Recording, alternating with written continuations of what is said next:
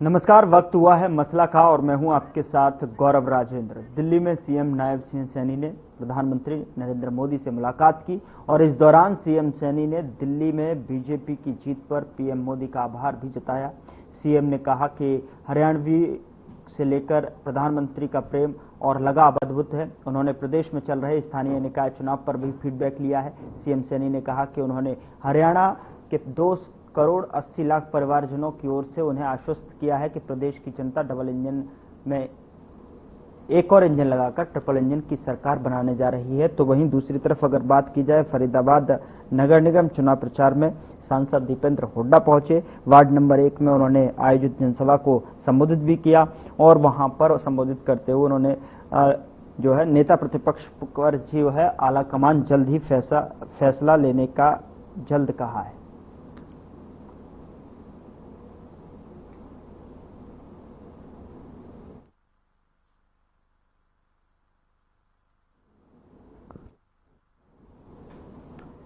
चलिए, स्थानीय निकाय चुनाव जिस तरीके से अपने पीक पर पहुंचता हुआ नजर आ रहा है, चुनाव प्रचार में सभी पार्टियां लगातार एडी जोटी का जो है जोर लगाती हुई यहां पर दिखाई दे रही हैं। धरातल पर समीकरण क्या कुछ कह रहे हैं उसको लेकर चर्चा की शुरुआत करते हैं। हमारे साथ एक पैनल जुड़ा हुआ है, उसका तारुफ मैं आपके साथ करा देता हूं। हमारे साथ सुनील फोगाट हैं, भारतीय जनता पार्टी के तौर पर जुड़ रहे हैं, प्रवक्ता के तौर पर। बहुत स्वागत है सर।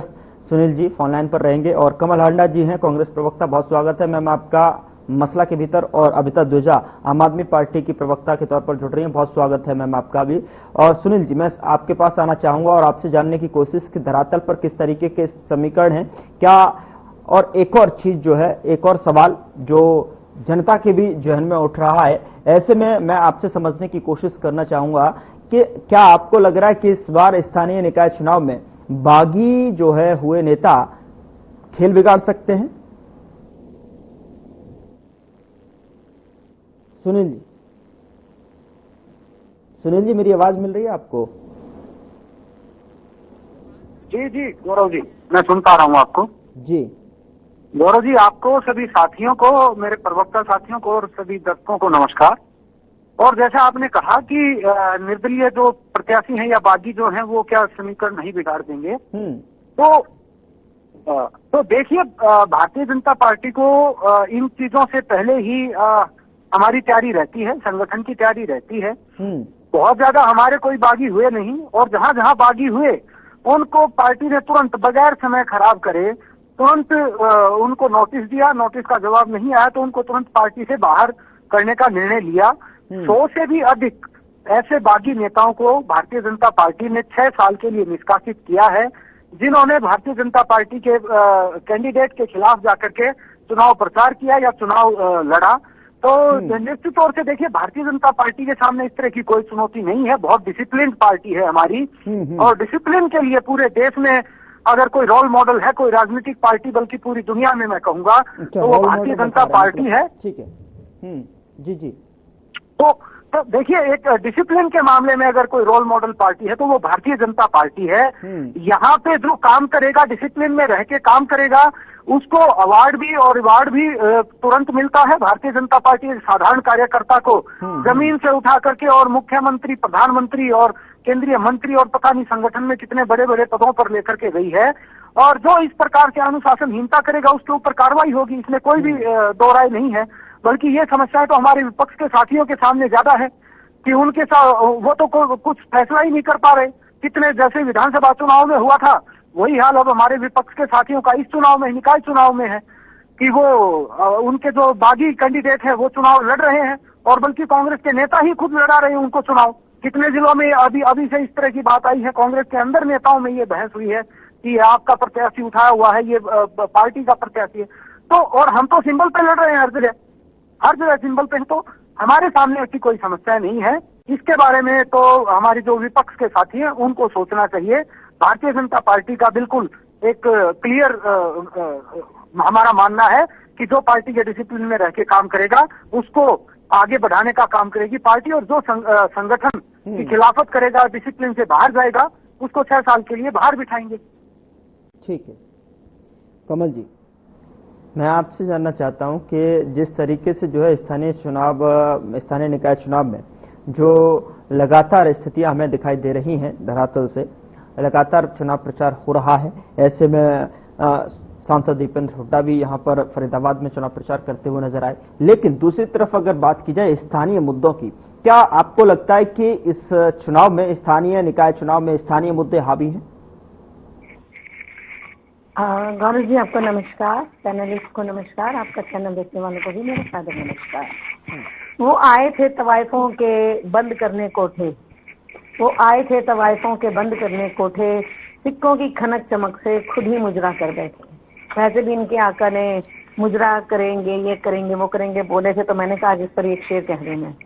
तो इन्होंने कहा कि हमें तो कोई समस्या नहीं है, बागियों को, हमारे थोड़े से बागी नहीं 58 बागी हैं आपके, कहेंगे तो नाम भी गिनवा दूंगी, मेरे पास अभी भी लिखे हुए हैं। करनाल से आपने हमारा प्रत्याशी अगवा क्यों किया, किस लिए किया था कि आप हमें मतलब पीछे करने कोई खड़ा ना हो, क्योंकि आप नामांकन भरने की चिट्ठी तो निकल गई, उसके बाद ही आप लोग गुंडागर्दी करते हैं, आपकी गुंडागर्दी है, बदमाशी है, और मैं क्या कहूँ, इसको मैं उठाई की रही हूँ।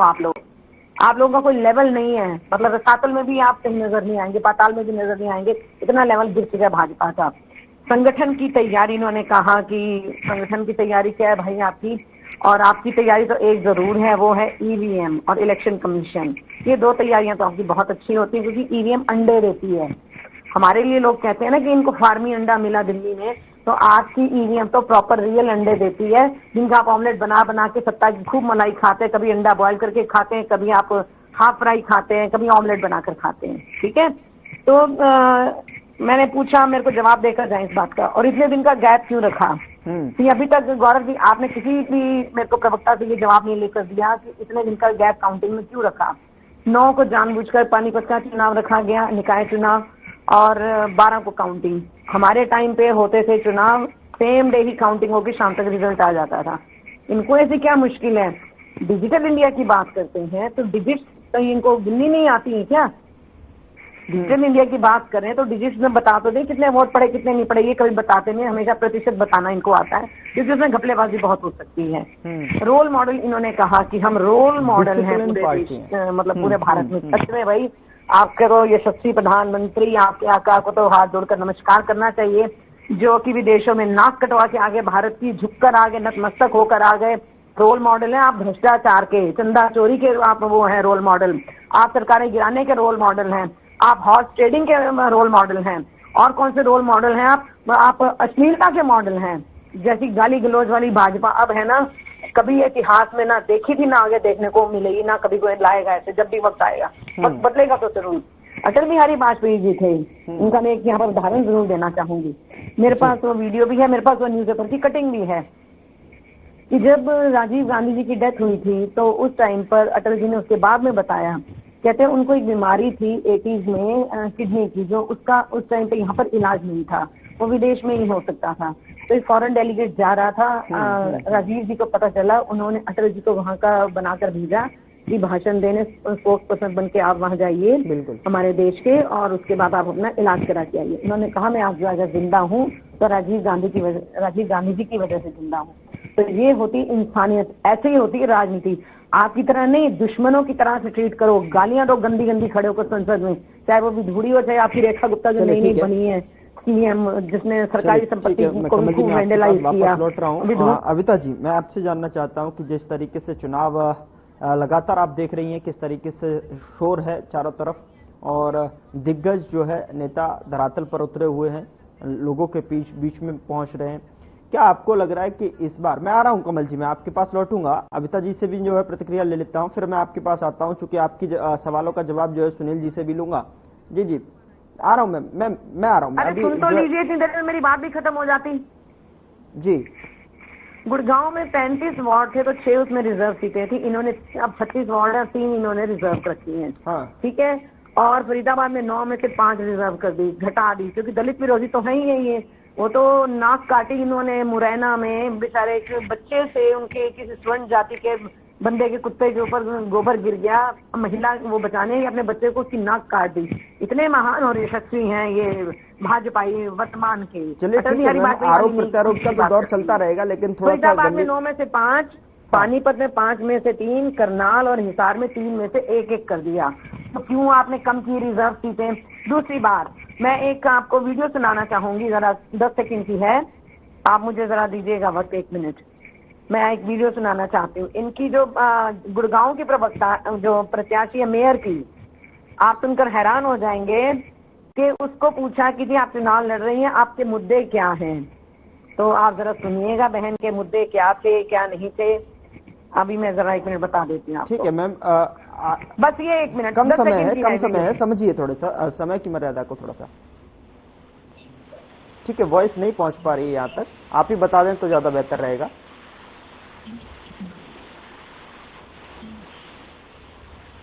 ठीक है, वॉइस नहीं पहुंच पा रही है आपकी मैम। जो है देखिए, ये जो मीम आप सुना रहे हैं वो आप बता दीजिएगा, मैं आपके पास आऊंगा दूसरे। अबता जी, ये भाजपा की प्रत्याशी है गुड़गांव से मेयर की। मुद्दे ही नहीं पता, समय सीमित है। ठीक है सर, मैं आता हूं आपके पास। अबिता जी, आपको लग रहा है कि आम आदमी पार्टी किस तरीके से धरातल पर चूंकि संकल्प पत्र और घोषणा पत्र जो है इनके भी जो है कांग्रेस ने भी अपना घोषणा पत्र कर दिया है, और जैसे लगातार सीएम नायब सैनी जो लगातार ये कहते हुए नजर आ रहे हैं कि हम जो है संकल्प पत्र को पूरी तरीके से अमल में लाते हुए नजर आएंगे, तो आपकी पार्टी किस तरीके से, कौन से मुद्दे, किन मुद्दों पर जो है जनता के बीच में जा रही है, कि किन मुद्दों को लेकर आप समझ रहे हैं कि जनता हमें जो है चुनकर जो है आगे खड़ा करेगी?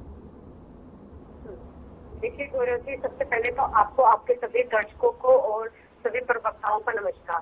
देखिए जो आज समस्याएं हैं वो सबसे बड़ी समस्याएं हैं कि जो सरकार है वो प्रॉपर काम नहीं कर पा रही है। और 10 साल से आप ये देखें, तीनों जो ये ट्रिपल इंजन बोल रहे हैं, ऑलरेडी बीजेपी की ट्रिपल इंजन सरकार रही है, तो क्या ही काम किए हैं। आप ये देखिए कि इन्होंने जो संकल्प पत्र के बारे में ये बात कर रहे हो, इन्होंने एक नहीं 2 संकल्प पत्र लॉन्च किए हैं, और वो भी ये उसके बारे में इन्होंने लिखा कि 2 या 3 घंटे रोजाना उस पर ये मंथन करते थे, तब जाकर ये 21 बिंदु का ये संकल्प पत्र लेकर आया।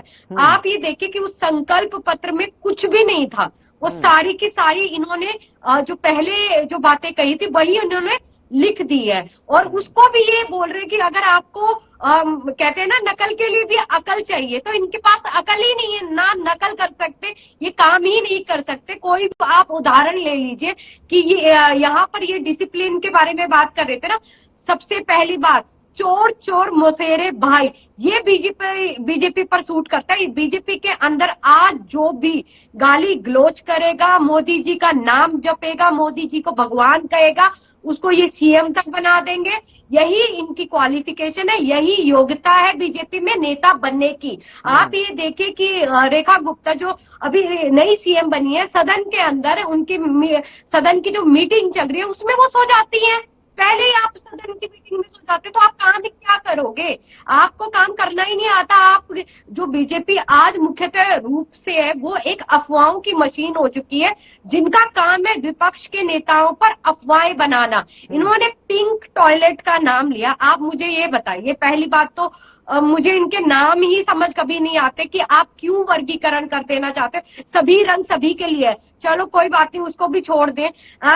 जितनी भी सार्वजनिक लाइब्रेरीज है उनमें कोई टॉयलेट नहीं है, कोई प्रॉपर मतलब क्लीनलीनेस नहीं है, सफाई नहीं है। और यहाँ पर इन्होंने अपने ही एक बिंदु में बात की, अतिरिक्त कर्मचारियों की मांग है और सफाई के लिए अतिरिक्त कर्मचारी चाहिए।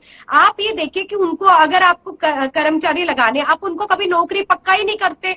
जब आप उनको पक्की नौकरी ही नहीं देंगे तो उनका जो फाइनेंशियली आप उनको सुरक्षित ही नहीं कर पाते, तो लोग कैसे काम करेंगे? आप शोषण करते हो। और जैसे कि हमने इतनी सारी वर्ग में देखे हैं, या इतने सारे कर्मचारी हैं जिनकी तनख्वाह जो आज अपने घर चलाने के गुजारे लायक भी नहीं है। तो आप अगर एक प्लानिंग होती है, प्रॉपर प्लानिंग होती है, उस प्लानिंग को कैसे किया जाता है, मैं एक उदाहरण के तौर पर जो आम आदमी पार्टी ने किया वो मैं आपको बताना चाहती हूँ। जिस तरीके से दिल्ली में एमसीडी के जो इलेक्शन जीतने के बाद आम आदमी पार्टी ने सबसे पहले आय जो था, जो टैक्स था, उसमें रिफॉर्म किए, लोगों को मोटिवेट किया कि जो टैक्स है बकाया आप नहीं दे पा रहे, उसमें छूट दी गई ताकि लोग वो टैक्स फिल कर पाए। करे, और उनको समझाया गया, धरातल पर वो गए, जिससे कि जो एमसीडी है उसकी आय बढ़ी, और जब वो आय बढ़ी तो हमने 12,000 जो सफाई कर्मचारी थे उनको कच्चे से पक्का किया। इस तरीके की देखिए कोई भी, और ये क्या करते हैं ये लोग, जब भी हम इस तरीके के काम करते हैं तो बीजेपी के नेता जो है इनका मुख्य रूप से यही काम होता है कि सदन को ना चलने दे, या फिर माइक जो सरकारी प्रॉपर्टी है उनको ये तोड़ते हुए मिलते हैं। आप ये देखिए कि जिस तरीके से आज भी सदन के अंदर अगर दिल्ली की भी बात कर ले तो उसमें इन्होंने हमारे जो नेता थे उनको जय भीम के नारे नहीं लगाने दिए, उसके लिए निष्कासित कर दिया, और जय मोदी करने के लिए किसी को निष्कासित नहीं करते। आज अंधभक्ति इतनी ज्यादा है, ये लोग डंके की बात करते रहते हैं। यहाँ जहाँ कर बाहर विदेशों में हमारे प्रधानमंत्री ट्रंप के जिस तरीके से दिल्ली का सत्र चल रहा है, विधानसभा सत्र में चल रहा है, वो जो गतिविधियां आप बता रही हैं, क्या आपको लग रहा है कि इसका इम्पैक्ट जो है दिल्ली से सटे हरियाणा पर दिखाई देगा, स्थानीय निकाय पर दिखाई देगा? अभी निकाय चुनाव पर नहीं देखेगा, पर लेकिन ये जो सारे, हाँ जी, बात स्थानीय निकाय की चल रही है।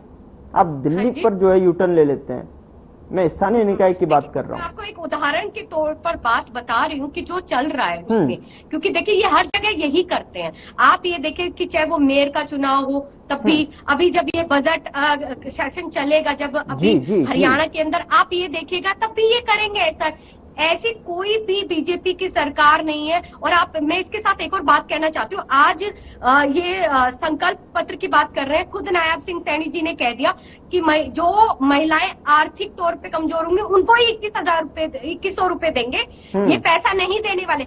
आपने वोट मांगने के लिए तो 2100 रुपए कह दिया, पहले आपने ये कंडीशन नहीं बताई, और आज आप भी यहाँ पे बीजेपी के प्रवक्ता बैठे, कल ये झूठ बोलकर इन्होंने एक डिबेट थी उसमें सीधा ये बोल दिया कि 500 रुपए में सिलेंडर मिल रहे हैं। ये आकर के झूठ बोलते हैं, इनके पहले ही संकल्प। ठीक है सुनील जी जवाब दीजिए, कमल जी का भी और अमिता द्विजा का भी। जी ठीक है सुनील जी।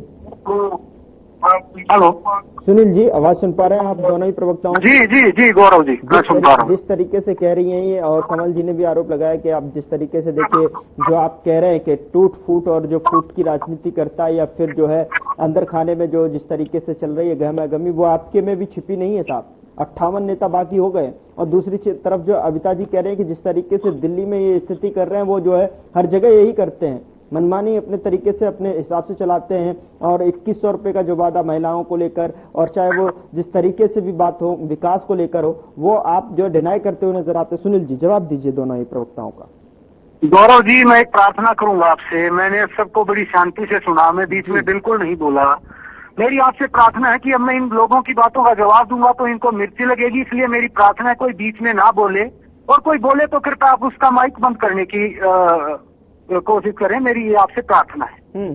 देखिए, अब हांडा जी की बात रही, इनके पास कांग्रेस पार्टी के बारे में बताने के लिए एक शब्द भी इन्होंने कांग्रेस पार्टी की तैयारियों के बारे में बोला हो तो मैं गारंटी देता हूँ एक शब्द नहीं है इनके पास अपने बारे में बोलने के लिए। सिर्फ यहाँ स्टूडियो में बैठ के बदतमीजी करना। मुझे नहीं लगता कि इनके परिवार वाले, इनके माँ बाप, बेटा या हस्बैंड कोई घर पे इनकी डिबेट देखते होंगे। जिस प्रकार के छोटे और तुच्छ शब्दों का प्रयोग ये यहाँ स्टूडियो में बैठ के करते हैं, यही कांग्रेस की नीति है, यही कांग्रेस की रणनीति है कि भारतीय जनता पार्टी को गालियां दो, जी चाहे जितनी गालियां दो, और फिर लोगों के रिएक्शन के बारे में देखो कि लोग ये मोदी जी को गालियां देंगे, लोग इनको वोट देंगे, ये सोचते हैं और यही सोच इनकी गर्त में लेकर के जा रही है। मुझे नहीं लगता कोई इनका परिचित इनकी डिबेट देखता होगा। अगर कोई, अरे मैडम चुप रहिए आप, अपनी बदतमीजी अपने घर पे रखिए, आप अपनी बदतमीजी घर पे रखिए, अपनी बात की बदतमीजी आपके घर वाले सुनेंगे, कांग्रेस पार्टी सुनेगी, हम नहीं सुनेंगे आपकी बदतमीजी। ये कांग्रेस पार्टी का मंच नहीं है, उनको जवाब देने दीजिएगा, पर्सनली अपनी बदतमीजी प्लीज। ठीक है, जवाब दीजिए। मंच पे ऐसे शब्द बोलना आप, ये कांग्रेस पार्टी का मंच नहीं है जहाँ बदतमीजी चलेगी, आपको हमारी भी सुननी पड़ेगी। और घर से आए तो तैयारी करके, राजनीतिक बहस तैयारी करके आ कीजिए। ये गाली गलौज करने के लिए स्टूडियो में आ कीजिए, तैयारी नहीं होती है आपकी, बोलो। अरे तैयारी करके आ कीजिए आप घर से, पता नहीं बैठा रखे हैं। बिल्कुल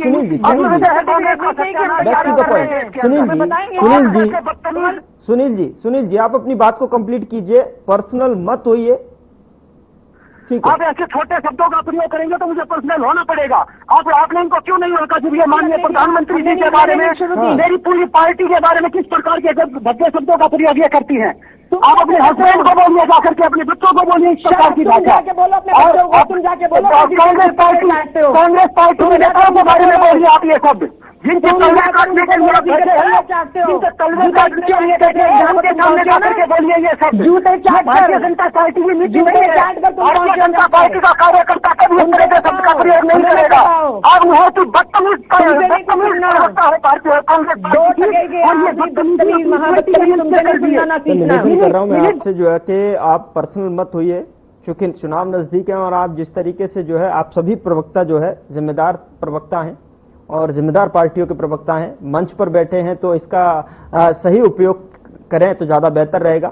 सुनील जी अपनी बात कंप्लीट कीजिए, और चूंकि समय सीमित है उसमें जो है बात कंप्लीट करनी है। Sir Sunil ji please continue. देखिए आ रहा हूं मैं कमल जी, मैं आपके पास आ रहा हूँ फाइनल कमेंट के लिए। हमारे पास बताने के लिए, काम करने के लिए बहुत मुद्दे हैं। मैंने पहले भी कहा कि भले हम ट्रिपल इंजन की सरकार इसलिए चाहते हैं कि भारतीय जनता पार्टी का प्रयास है कि प्रदेश का कोई भी कोना, कोई भी हिस्सा, कोई भी गली, कोई भी नुक्कड़ विकास से अछूता ना रहे। यही प्रयास है कि भारतीय जनता पार्टी अगर ट्रिपल इंजन की सरकार बनती है, जिन एरिया में कांग्रेस पार्टी के प्रतिनिधि चुने गए पिछली बार, वो एरिया विकास से अछूते रहे, क्योंकि कांग्रेस पार्टी ने सिर्फ और सिर्फ रोड़ा अटकाने का काम किया। जहां पे ये मजबूत थे, इन्होंने पूरी मजबूती के साथ विकास में रोड़ा अटकाया। अरे मैडम चुप करिए ना, फिर इनकी बदतमीजी बाहर निकल के आती है, बार बार इनकी बदतमीजी बाहर निकल के आती है। गौरव जी आप आपको ये तय करना पड़ेगा, ये कांग्रेस पार्टी का मंच है, ये सुनील जी सभी का मंच है, ये सार्वजनिक मंच है, एक जनता जो है सभी को सुनने बैठी है, यहाँ पर किसी पर्सनल व्यक्ति को विशेष को नहीं सुनने बैठी, जिससे कि डिसाइड किया जा सके। जनता भी कुछ देखकर समझकर जो है, आप जैसे बुद्धिजीवी लोगों को समझने के बाद में ही जो कुछ मत बनाती है। जब पार्टियां जो है उनके दरवाजे तक पहुंचती हैं अपने वादों को लेकर, उन्हें समझाने के लिए कि आप किसके पक्ष में वोट करना, किसके पक्ष में नहीं करना, क्या हम करेंगे, क्या वो करेंगे, तो उसके बाद जो है निर्णय निकलता है। यहाँ ये सार्वजनिक मंच होती है, ये डिबेट है, ओपन डिबेट है सर। हाँ सर, मैंने बड़ी विनम्रता के साथ बिल्कुल मैं निवेदन कर रहा हूँ कि मुझे मेरी बात रखने दी जाए। मैं पहले बिल्कुल आप अपनी बात को नहीं बोला, किसी के बारे में नहीं बोला, अपनी बात को 5 सेकंड 10 सेकंड में कंप्लीट कीजिए। सुनील जी 10 सेकंड में कंप्लीट कीजिए प्लीज, 10 सेकंड में। जी बिल्कुल। मैं ये कहता हूँ कि देखिए, हरियाणा की जनता ने जैसे 3 बार लगातार हरियाणा में और प्रदेश में, देश में भारतीय जनता पार्टी की सरकार चुनने का काम किया। हरियाणा की जनता समझ चुकी है, अगर विकास के काम कोई करवा सकता है, हरियाणा को विकास के पथ पे कोई लेके जा सकता है, तो भारतीय जनता पार्टी है। उसकी नीतियां हैं, उसके नेता हैं, उनकी नीयत है, इसीलिए लोग भारतीय जनता पार्टी को उनकी नीति और नीयत साफ है, और इसी वजह से जनता जो है मन बना चुकी है। ये सुनील जी का कहना है। कमल जी 10 सेकंड में आप कंप्लीट कीजिए, समय सीमित है, इससे ज्यादा समय मुझे नहीं दे रहा इजाजत आगे बढ़ने की, क्योंकि मुझे अमिता जी के पास जाना है। जोशी है, एजेंडा एक वो भेजता है और वही ये सब कुछ जो है मुंह से उगलते हैं। ठीक है, दूसरी बात, इन्होंने मुझे बदतमीज कहा, तो आप महा बदतमीज, आपका बाप बदतमीज। आप देखिए आप पर्सनल जा रही हैं मैम, आप प्लीज प्लीज प्लीज प्लीज, नहीं ये ठीक नहीं है, ये ठीक नहीं है। अमिता जी 5 सेकंड में आप कंप्लीट कीजिए। फाइनल कमेंट जो है, पर्सनल किसी को किसी पर नहीं होना है, पार्टी से जो है आप नाता रखते हुए यहाँ पर बैठे हैं जिम्मेदार तौर पर। ठीक है अमिता जी। गौरव जी देखिए, यही कारण है जो हम शिक्षा के बारे में बात करते हैं, जब इतने जिम्मेदार लोग जिनसे उम्मीद रखते हैं और इतने बड़े मंच पर आकर के अगर हम बात कर रहे हैं, जहाँ पर हम राष्ट्र की बात नहीं कर सकते, राज्यों के बारे में बात नहीं कर सकते, नगर परिषद, हमारे पास कितने मुद्दे हैं, कितना काम है करने के लिए, हमें उन पर बात करनी चाहिए। और हम बिल्कुल एग्जैक्टली जो है कामों पर बात करनी चाहिए, धरातल पर उठे मुद्दों को बात करनी चाहिए। प्रयास रहता है कि भले ही विपक्षी उसे सीखा जाए। हाँ। इस तरीके की भाषा ना हो तो मैं भी मतलब चाहूंगी कि इस तरीके की भाषा ना इस्तेमाल की जाए। और दूसरी बात यही कारण है कि आम आदमी पार्टी शिक्षा और स्वास्थ्य और इन सारी मूलभूत सुविधाओं के बारे में बात करते हैं कि जब तक ये चीजें जमीनी स्तर तक ठीक नहीं होगी, जब तक आप लोगों की मानसिकता को नहीं बदलोगे, और उसके लिए आप शिक्षा सबसे बड़ा माध्यम है। जी, ये भाजपा के प्रवक्ता ने कहा कि रिवॉर्ड मिलता है। सच में सीएम पर्ची से मुख्यमंत्री बन जाते हैं, टॉम डिक हैरी को उठाकर ये सीएम बना देते हैं। चलिए ठीक है। और ये हमें ना सिखाए विधानसभा लोकसभा का कोई वायदा इन्होंने पूरा किया हो। कितने मुद्दे हैं इन्होंने भी कहा में विधान की छूते रहते हैं, मतलब जहां पर हमारी वो है एमपी, भाई तुम्हारी एमपी है, कालका में तुम्हारी। समय से ज्यादा आगे बढ़ने की इजाजत नहीं दे रहा। माफी के साथ आप तीनों ही मेहमानों को रोकना चाहूंगा, और सुनील फोगाट जी और कमल हांडा जी, अविता दूजा जी, बहुत बहुत शुक्रिया हमारे साथ मसला में चर्चा करने के लिए, चर्चा में शामिल होने के लिए। आखिरी दौर में जिस तरीके से चुनावी शोर पहुंच चुका है उसमें देखने वाली बात होगी कि आने वाले समय में यानी कि 2 मार्च को जो है जनता किस उम्मीद के साथ में, किन मुद्दों के साथ में मतदान केंद्र तक पहुंचने वाली हो, और किन मुद्दों के साथ में किसका जो भाग्य है उस मतदान केंद्र पर जाकर मतपेटी में डालने वाली है। और 12 मार्च को नतीजे आएंगे, उसमें देखने वाली बात होगी किस पर जो है ट्रिपल इंजन की सरकार, यहां पर एक बार ट्रिपल इंजन लगता हुआ नजर आता है या फिर विपक्षवाजी मारता नजर आता है। फिलहाल मसला में इतना ही। नमस्कार।